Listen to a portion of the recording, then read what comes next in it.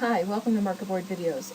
Today we're going to talk a little bit about how do you get student information from parents and get it so that it's legible and that it's easy for you to use. Well, the way I do it is I create a Google form. And with a Google form I can simply put in everything that I need, and when the parent fills it out it comes back to me in a spreadsheet form. So I chose student name, sometimes they're different, parent email, parent preferred contact phone number. Some may want to use a work phone number, some may want to use a cell phone number or home. I just want to know what their preferred number is. An alternate phone number in case I can't get a hold of them at their preferred phone number. How they want to be contacted. Some want me to call them, some want an email. And then is there anything else I need to know about the child? And then they would hit submit and it would be emailed to me in a Google form. So let's go over how easy it is to do that. The first thing you need to do is sign into a Google account, and if you don't have one, they're very easy to get. I have several based on what it is I'm teaching. And let's go ahead and put it gmail.com.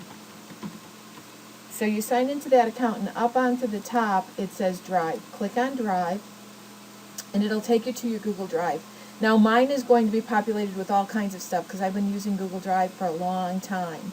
And in fact I can show you what it looks like when you get responses back. Let's do Chemical Bonding Note-Taking Guide 2.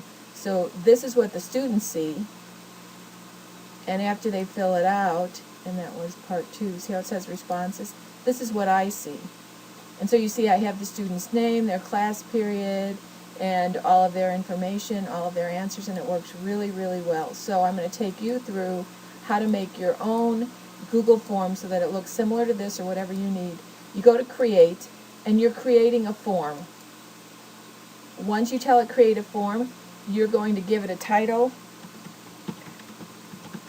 In my case, the title is Students Information, and choose your template. There's lots of templates here. There's lots of backgrounds. Pick one that you like. Let's do, I don't know, Purplelicious. We'll do Purplelicious. Say OK. And then you're going to do your questions. You're just going to show your questions. My first question is student name, if I can type it right. And I'm going to say that this is not a multiple choice question. I want a text. They're not going to need a lot of space, so I can do a small text box as opposed to a big one. I want to check the box saying required question. They have to answer that, and then I'm done with that one. Now I'm going to add an item, and this is parent name. And that is also a text. I want to know their answer. It is required. Next I'm going to add phone number.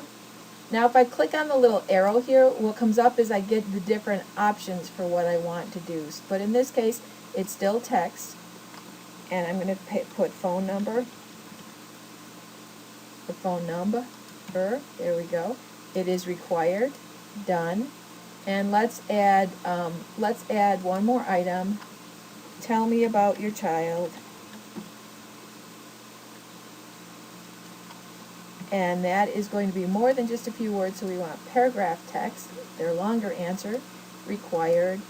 And let's do one multiple choice. Again, I can click here and change it to multiple choice right here, or I can just go into that first one and say, how do you prefer to be contacted? And then you simply tell them, give them options, email, phone, or other, which means they have to put their answer in. Okay? This is also a required question. Done. And now I'm all done. All done. I don't want to show a link to submit another response. I only want one response. I'm going to allow them to edit it after they submit it. And I'm going to do that up to a certain date. Then I'm going to pull that out. If this means they can go back in and fix it, that's all that means. And then I'm going to click Send Form. Now, if I have already a list of email addresses, I can put them in here and it sends them the form. I can send it on Facebook, on Twitter, on Google+, or I can simply copy that and send it into an email. We had talked about how to put it on our teacher page, so let's scoot over to here. I've already logged on, so I'm going to go on my site manager. And to put it on my teacher page, as soon as this lightning fast computer goes, there's my home page. Again, it hasn't transferred me to the new school yet. It still has me at my old school, but that's okay. So I'm going to scroll down a little bit, and I'm just going to say, please follow this link to complete this form. And I'm going to go up here to where it looks like a chain or links, because that's what it is. I'm going to choose a web address. I'm going to put in what I have. Now I always need to pull out this https : / here. So that's done.